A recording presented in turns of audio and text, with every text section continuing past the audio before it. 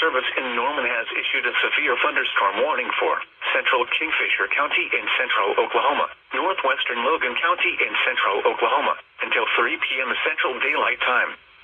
At 2:20 p.m. Central Daylight Time, a severe thunderstorm was located near Kingfisher, moving northeast at 60 miles an hour. Expected hazards include quarter-size hail. This is a radar-indicated threat. The following impacts are expected. Damage to vehicles is expected.